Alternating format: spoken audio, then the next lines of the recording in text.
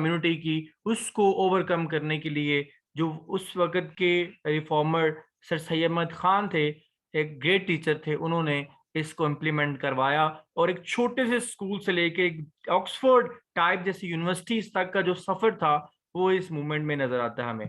ठीक है जी, हमारा जी इसके जो मोटिव मैंने आपको बता दिए, मैंने कल वाली क्लास की रीडिंग सेंड कर दी है बेटा। अच्छा जी, इसके जो मोटिव्स मैंने आपको बता दिए कि जो मीडियम इंस्ट्रक्शंस थी, मीडियम ऑफ इंस्ट्रक्शंस था, वो बेसिकली क्या था, हमारे पास पर्शियन था और अरेबिक था। लेकिन इस अलीगढ़ मूवमेंट में जो फोकस करवाया गया कम्युनिटी को, वो क्या था, बेसिकली वो इंग्लिश मीडियम था, ताकि उस वक्त के जो कंटेम्प्रेरी वर्ड या मॉडर्नाइजेशन ऑफ द वर्ड्स हैं उनको अंडरस्टैंड करने के लिए उस वक्त के जो पीपल्स हैं, वो उस वक्त के माहौल के मुताबिक उन तमाम तालीमात को, या फिर जो जी मैं नोट्स नहीं सेंड कर सकता बुशरा, बिकॉज बिकॉज यहाँ पे ग्रुप में जो है ना, अगर मैं नोट्स भी सेंड कर दूंगा तो डेफिनेटली वो फिर रिजनेबल नहीं होगा। इन नोट्स को फिर मैंने भी अपने लिहाज से जो करना होता है। हाँ, पेपर में भी ऐसे ही पॉइंट्स में आप हेडिंग बनाए तो ज्यादा बेहतर है, जैसे मैंने बनाया। मैंने कहा ये जो क्वेश्चन, ये जो डाटा मैंने आपसे यहाँ ये लिया है, ये बड़ी ही मतलब कि 3-4 सोर्सेज को इस्तेमाल करके मैं एक्यूमुलेट करता हूँ। ये लेक्चर जो है डेफिनेटली ये आप भी पढ़ सकते हैं।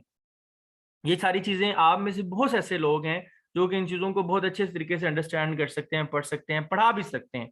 लेकिन मैं समझता हूँ कि असल जो चीज है वो ये है कि हम जो है ना, एक रेगुलरिटी क्रिएट करें खुद के अंदर।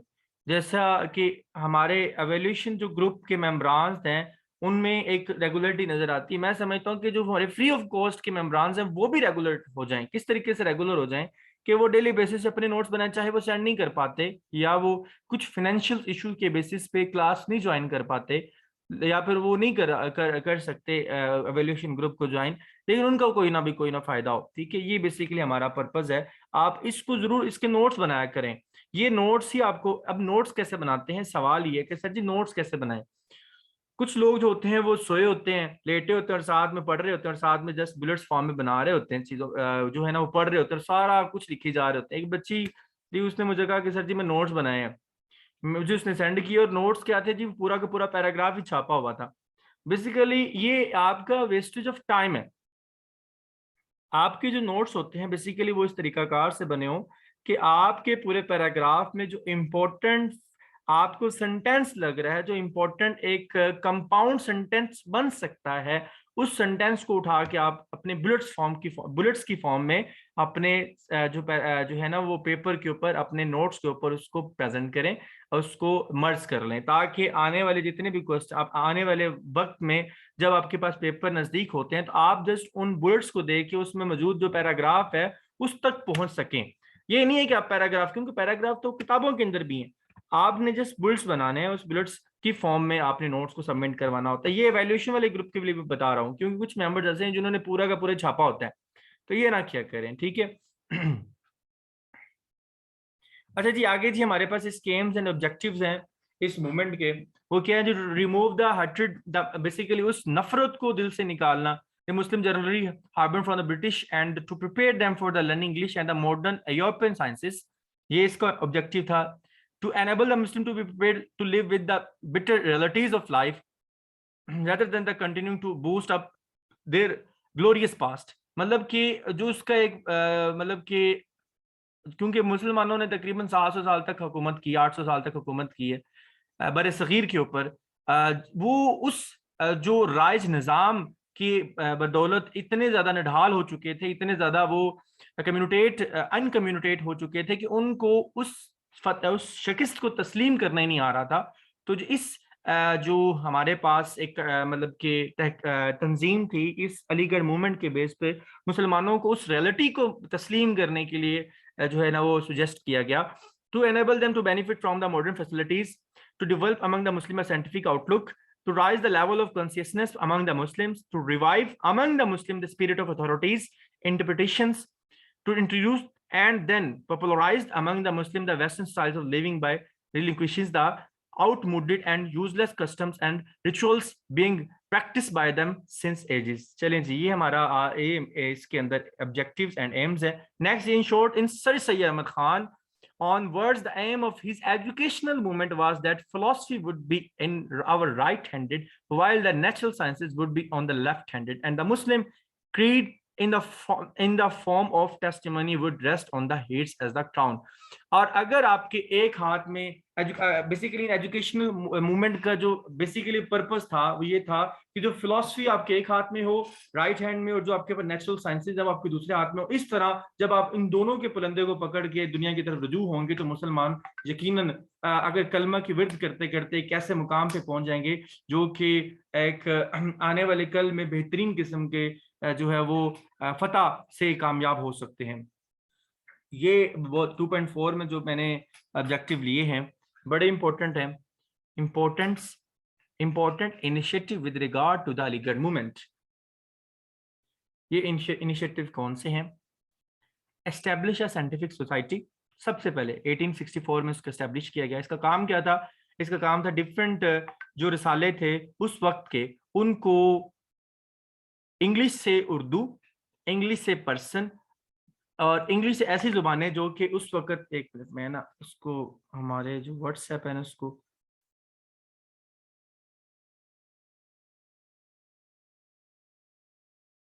बाकी अलो हो गए, आप लोग क्यों नहीं हुए? एक मिनट रुकिए, मैं अच्छा जी मैं इसको लिंक्ड कर लूं जी.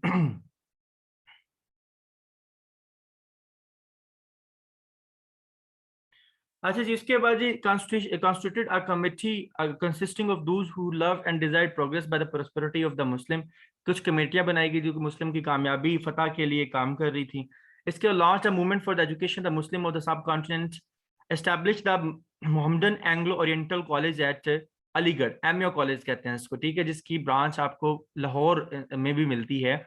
और ये बेसिकली अलीगढ़ में मोहम्मदन एंग्लो ओरिएंटल कॉलेज का इस्टेब्लिशमेंट का एक हिस्सा है. Constituted the Mohammedan educational conference, इसको भी इनकाद किया गया 1880 की दहाई के अंदर, ठीक है.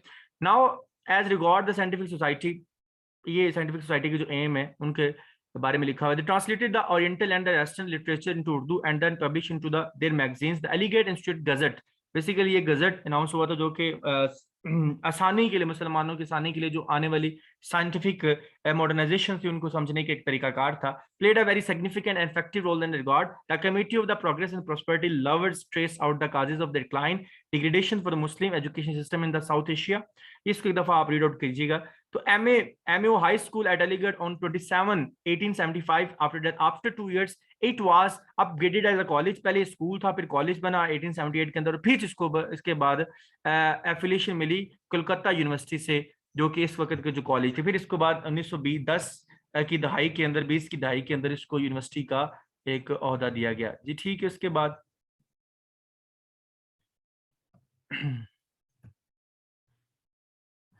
ये आपको कुछ वही मतलब कि बिल्डिंग के बारे में बताया हुआ जी, जो कि उसके बाद 1920 के अंदर इसको जो है मजीद, पहले जस्ट मस्जिद, कुछ लेक्चर रूम्स और कुछ हॉल पर मुश्तमिल थी.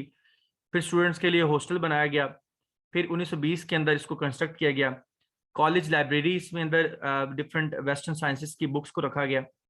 और इसके अलावा आप इसको एक दफ़ा पढ़ेंगे तो आपको आइडिया हो जाएगा. आप सारे स्टेटमेंट जो नीचे है, मोहम्मदन एजुकेशनल कॉन्फ्रेंस के बारे में मैंने बताया हुआ है, उसको भी एक दफ़ा प्रैक्टिकली पॉलिटिकल मूवमेंट थी बेसिकली. इसको मूवमेंट को प्रैक्टिकली एक्टिव, मतलब कि ये Mohammedan education conference basically purpose क्या था कि शुरू में तो पॉलिटिकल मूवमेंट से मुसलमानों को दूर रखा गया, लेकिन बाद में जब मुसलमान थोड़े से स्टेबल हो गए तो उसके बाद मोहम्मदन एजुकेशनल कम्प्लेक्स के थ्रू या कॉन्फ्रेंस के थ्रू, सॉरी कम्प्लेक्स नहीं, कॉन्फ्रेंस के थ्रू मुसलमानों को जो पॉलिटिकल एवोल्यूशन की तरफ, पॉलिटिकल इनिशिएटिव लेने के लिए हिदायत दी गई, ताकि वो अब जो है वो पाकिस्तान के लिए टू नेशन थ्योरी के ऊपर फोकस करें. और इसी का एक मोहम्मदन एजुकेशनल कॉन्फ्रेंस का एक नतीजा ऑल इंडिया मुस्लिम लीग थी जो कि 1906 31 दिसंबर को बनी ढाका के अंदर. उसके बाद 14 अगस्त 1947 को अल्हम्दुलिल्लाह पाकिस्तान की शक्ल में हमारे सामने एक टू नेशन थ्योरी का आउटकम सामने आया, जिसको हम कहते हैं द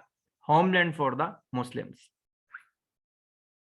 अच्छा जी, इसके बाद हम बात करते हैं सैलिएंट फीचर्स इसके पहले हमने जस्ट क्या किए हैं जी, हमने जस्ट इसके इंपॉर्टेंट इनिशिएटिव किए हैं। उससे पहले हमने क्या किए, एम्स एंड ऑब्जेक्टिव्स किए हैं। अब हम इसके करते हैं जी salient features. Training of the students, social activities में पार्टिसिपेट करें। फैसिलिटेट फॉर द स्टूडेंट्स को फैसिलिटेट किया गया, मतलब उनको डिफरेंट जो कोर्सेज से उनको ऊपर आगाह किया जा, अगर उनको जो मतलब कि फ्री ऑफ कॉस्ट बुक्स देने का भी एक निज़ाम बनाया गया, रिसाला जात तक, रसाई तक पहुंचाया गया। एडमिनिस्ट्रेशन में पार्टिसिपेट करने के लिए भी एक मतलब मैनेजमेंट कोर्सेज को करवाए गए। इसके अलावा ये आप इसको रीड आउट कीजिएगा, रिलीजियस एजुकेशन भी दी गई, education for the elite and the gentry. Basically जो लोग अलाइट केसेस के थे या फिर जो जंतरी केसेस के लोग थे, मतलब के मीडियोकर थे और जो पुअर थे, उनके उस फर्क को खत्म करके एक ऐसा निज़ाम बनाया गया कि दोनों तरह के जो लोग थे वो इस तक इजीली अप्रोचेबल हो सके। ये इसके सैलेंट फीचर थे जी। इम्पैक्ट ऑफ अलीगढ़ मूवमेंट बहुत इंपॉर्टेंट। अब इसके अंदर मैंने कोई बात नहीं छोड़ी, देख रहे हैं आप लोग कि मैंने, शाबाश, वेरी गुड। मैं यहाँ पे पढ़ा रहा हूँ और पीछे लोग जो हैं वो आपस में आशिकियाँ मशूकियाँ कर रहे हैं। कोई शर्म वाली बात ही कोई नहीं है। आप लोगों को यहाँ पे चांदनी और चांद की बातें सूट कर रही हैं। यहाँ पे CSS 12 मई को हो रहा है और अगस्त के अंदर आपका PMS हो रहा है। सारी जिंदगी कुछ नहीं लबना आप लोगों के इस काम के अंदर। यहाँ कई लोगों की जो चांदनियां थी वो ढल गई हैं और किसी किसी का सूरज ही नहीं निकलता। आप लोग अभी चांदनियों के पीछे हैं।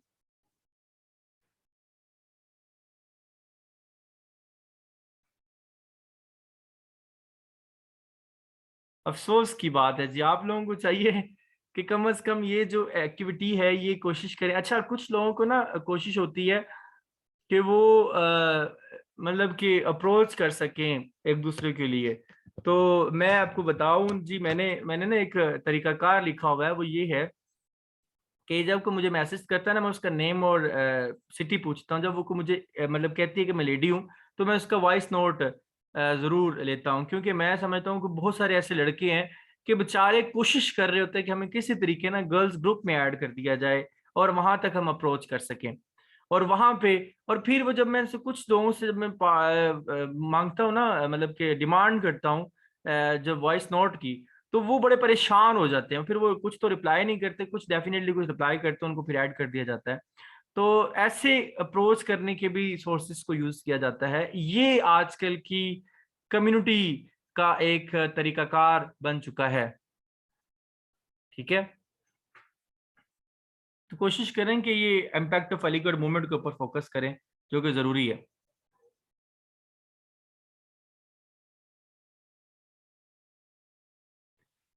Impact of the Aligarh movement, comparison between the English and between the English and the Muslims. ये सॉरी, कंप्रोमाइज, बेसिक कंपैरिजन नहीं। मैं वो उधर अभी चांदनी की तरफ पहुंचा हुआ था मैं भी, तो चांदनी से बाहर निकलते हैं। तो compromise between the English and the Muslims, क्योंकि उस वक्त की जो सोसाइटी थी वो ब्रिटिश के सामने अपनी जो है अहमियत खो चुकी थी। अपना ट्रस्ट डेवलप करवाने के लिए एक बहुत इंपॉर्टेंट ये अलीगढ़ मूवमेंट का स्टार्ट लिया गया। प्रॉस्पेरिटी फॉर द मुस्लिम के लिए काम किया गया, डेवलपमेंट। हाँ, उर्दू और हिंदी कंट्रोवर्शन हुई थी ना 1867 के अंदर, उसके ऊपर जो उर्दू को फोकियत हासिल हुई थी वो भी इसी मूवमेंट की वजह से हुई थी। ठीक है।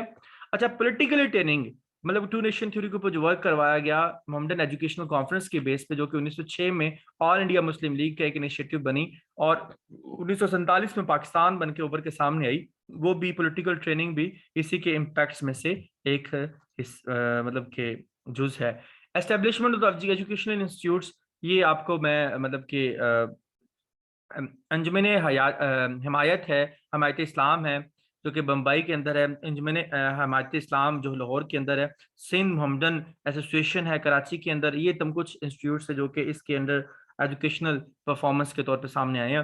वेस्टर्नाइजेशन क्या थी बेसिकली, कि अलीगढ़ मूवमेंट का बेसिकली ये था, had a dark side too. इसकी डार्क साइड भी ये है कि इन्होंने जो मतलब कि सबऑर्डिनेशन जो वेस्टर्न कल्चर था उसको सिविलाइज्ड फॉर्म में सामने किया। और कुछ बेसिकली इसकी कुछ मतलब के वजूहात थी। लोगों ने ना इस उस वक्त की जो अलीगढ़ मूवमेंट को एक जो जो वेस्टर्न मतलब कि एक कंप्लीट के सामने या फिर एक ऐसा मतलब कि मेथड समझा कि मुसलमानों को दीन से दूर लेकर जाया जा रहा है। मतलब इसके ऊपर बड़ी बातें हुई। सर सैयद अली खान को बड़ा मुश्किलात का सामना करना पड़ा। कुछ लोगों ने, मुसलमान जो निढाल लोग थे, धुत लोग थे, नशे मतलब कैसे लोग जो कि सिर्फ और सिर्फ मतलब कि कुछ लोग जानबूझ के मुखालफत कर रहे थे, कुछ लोगों ने डेफिनेटली अपने व्यूज के लिहाज से मुखालफत की। तो वेस्टर्नाइजेशन के लिहाज से इसके ऊपर काफी जो है ना वो काम, एक नदवा मूवमेंट है। अब क्योंकि आपको डेली बेसिस पे मैं एक काम देता होता हूँ, वो आज आपकी नदवा नदवा मूवमेंट है। बेसिकली ये 1894 में बेसिकली इसका जो है वो सोच जो इसके बारे में बनाई गई थी वो 1298 में बनाई गई थी। फिर इसके बाद जो है ना वो 1898 के अंदर इसको स्टैब्लिश किया गया। बेसिकली ये उन्हीं मूवमेंट्स में से एक रिलीजियस मूवमेंट है, इंस्टीट्यूशन है, जो कि बेसिकली पीस के ऊपर, एजुकेशनल लीड्स के ऊपर काम कर रहा था। जो कंटेम्प्रेरी वर्ड्स है उसके लिहाज से उलमा इकलाम जो थे, जो कि मौलाना शिबली नुमानी का एक इनिशिएटिव था ये, जो कि उलमा ऑर्गेनाइजेशंस के हेड थे, नदरतुल उलमा के नाम से जानी जाती है ये। In the Lucknow session of 1894 के अंदर इसको इम्प्लीमेंट करवाने की कोशिश की गई और इसको 1898 में स्टार्ट किया गया। इसके बारे में आप पढ़ लीजिएगा। इसके कुछ ही मोटिव्स हैं। फिर इसके करिकुलम, इसका भी अपना करिकुलम था। इसके बाद हम देखते हैं जी, इसको स्क्रीनशॉट ले लें। इसके ऊपर जी नोट्स बनाने, आपने नोट्स बना के मुझे सेंड करने हैं, ठीक है, तमाम जो हजरात हैं। अच्छा जी, इसके बाद इसका स्क्रीनशॉट ले लें जी। सैलिएंट फीचर्स का, रिफॉर्मेशन और curriculums, training of the students, the teacher students relationship को मजबूत बेहतर बनाया जाए, एक रिस्पेक्ट दी जाए, मॉडर्न अरबिक को मजबूत बनाया जाए। इसके बाद जी हमारे पास कंटेक्ट विद द इस्लामिक जो वर्ड था उसको मतलब दूसरे जो लोग थे, जैसे कि मिस्र है, सऊदी अरेबिया, यूएई है, वहाँ के जो लोग थे उनको जो प्रीचिंग ऑफ इस्लाम की दावत दी जाए, वो उसको मोटिवेट किया जाए या फिर उनके साथ कोरिलेट करके मॉडर्नाइजेशन की तरफ ध्यान किया जाए, ठीक है जी। इंटरनल फ्रीडम, ऑटोनॉमी के ऊपर फर्क किया गया। ऑटोनॉमी का मतलब होता है सेल्फ इंडिपेंडेंसी, बेसिकली कहते हैं इसे। ह्यूज कलेक्शन ऑफ बुक्स के ऊपर फोकस कराया गया। इसके इन्फ्लुएंस और इम्पैक्ट्स कौन कौन से थे, इसका भी आप स्क्रीनशॉट ले लें। और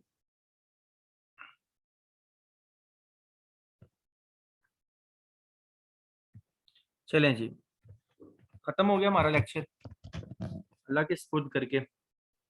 बहुत इंपॉर्टेंट टॉपिक थे, बहुत इंपॉर्टेंट टॉपिक थे। यकीन करें, एक ऐसे टॉपिक्स जिनमें से क्वेश्चन आ सकता है, ठीक है। अगर आप में से कुछ सवाल करना चाहता है कोई रेलिवेंस के लिहाज से, वो आप मुझसे कर सकते हैं जी। ये लें जी स्क्रीनशॉट, आपको फिर से बना लें, एक ये बना लें, इन्फ्लुएंस इम्पैक्ट्स ऑफ द नदवतुल उलमा मूवमेंट, इसका स्क्रीनशॉट ले लें। वैसे मैं रिकॉर्डिंग शेयर तो कर देता हूँ, आपको स्क्रीनशॉट लेने की जरूरत तो नहीं है, तो साइलेंट फीचर्स हैं। चलें जी, शाबाश, बहुत बहुत जी शुक्रिया आप लोगों का। आप लोगों ने अपनी मसरूफ़ ज़िंदगी में से कुछ लम्हात अपनी स्टडी को दिए और कुछ लम्हात के लिए हमें जो है वो अपनी सादत बख्शी। तो आपका जी बहुत शुक्रगुजार हैं हम। और जी इंग्लिश स्टार्ट है तस्मिया वो, लेकिन एवेल्यूएशन ग्रुप में स्टार्ट है। बेसिकली इंग्लिश का जो है ना वो ये होता है कि हम जो सिर्फ और सिर्फ प्रैक्टिस के ऊपर फोकस करते हैं, parts of speech, grammar grammar, writing, ये सारी चीजें जो है ना ये प्रैक्टिस से आती होती हैं, ठीक है। तो आप लोगों को हम ना, जो हम एवेल्यूएशन ग्रुप में ना प्रैक्टिस करवा रहे हैं बच्चों को। हम ये देखो ना, हम पार्ट्स ऑफ स्पीच करवाना शुरू, ये वेस्टेज ऑफ टाइम है ना पार्ट्स ऑफ स्पीच करवाना। हम जरूर काम करवाते हैं, हम जो correction of parts of speech की वो करेंगे, एडजेक्टिव की करेंगे, एडवर्ब की करेंगे, हम करेक्शन करेंगे, जो है नाउन की करेंगे करेक्शन, हम जो है वो प्रपोजिशंस की, फ्रेजल वर्ब्स की करेक्शन करेंगे। लेकिन हम इन चीज़ों को फोकस करके हम अपना टाइम नहीं वेस्ट करना चाह रहे, ठीक है। तो बहुत बहुत शुक्रिया जी आप लोगों का। वोकैबलरी याद करते होते हैं, हाथ मिलाते हैं वोकैबलरी से, हाथ मिलाते हैं। रास्ते में जाए ना फातिमा, तो हम रास्ते में से गुजरे तो हम उन लोगों को भूल जाते हैं जिनको हम एक नज़र देखते हैं। तो रास्ते में से गुजरे, कोई खूबसूरत इंसान या फिर वैसे खूबसूरत ना भी हो, तो वो उससे मिलें, सलाम दुआ करें और बातें करें, तो यकीनन वो 15-20 मिनट गुजारने के बाद वो शख्स जो होता है ना, वो हमारी नजरों में रह जाता है। और जब हम साल 2 साल तक उसे भूलते नहीं है, मैक्सिमम बी ईयर हो सकते हैं इससे। तो इसी तरह जब हम वोकेबलरी को याद करते हैं ना, तो हम वोकेबलरी को इस तरीके से याद करते हैं कि हम उसको वोलाटाइल कर देते हैं, ठीक है। उसको हम क्या करते हैं, हम रट्टा मारते हैं, और वो वोलाटाइल मेथड है, वो वेपोरेट हो जाता है। आपको वोकेबलरी याद करनी चाहिए, लिख लिख के बातें करनी चाहिए। वोकेबलरी को कैसे बातें करनी चाहिए, उस वोकेबलरी के वर्ड को आपको अपने सेंटेंस के अंदर यूज करना चाहिए। आप उसके सेंटेंस बनाएं, उनको उनके साथ खेलें, बातें करें। बातें करने से मुराद सेंटेंस बनाएं, उसको उसको सेंटेंस के अंदर पुट करें। आप अगर 1000 में से 100 वर्ड भी कर लेते हैं और इस तरीके से कर लेते हैं, तो आपको बाकी 900 वर्ड करने की जरूरत नहीं है। आप फिर भी इंग्लिश पास कर सकते हैं, क्योंकि आप ये देखें कि 40-40 नंबर लेके लोग सीएसएस टॉप कर रहे हैं इंग्लिश के अंदर। तो इंग्लिश इतना बड़ा इशू नहीं है, सिर्फ इतना इशू रखें कि आप इसको पास कर लें। हम क्या करते हैं, हम 6-6 महीने, 8-8 महीने अंग्रेजी करते रहते हैं, और एंड पे जाके ना अंग्रेजी रहती है पल्ले, और ना ही हमारे पास करंट अफेयर्स, पाकिस्तान अफेयर्स, इस्लामियात रहती है। फिर हम कहते हैं जी इसी ऐसे ओखा बड़ा है। ओखा तो डेफिनेटली है, भी टाइम तो देना पड़ता है ना इसको। तो आप हाल चाल, हाँ जी होता है जी, होता है, सही है जी। चलें जी, शुक्रिया आप लोगों का बहुत बहुत, नवाजिश। आपसे इंशाल्लाह मुलाकात होगी कल एक नए टॉपिक के साथ। तो अल्लाह हाफिज जी, खैरियत। ओके जी, अल्लाह हाफिज।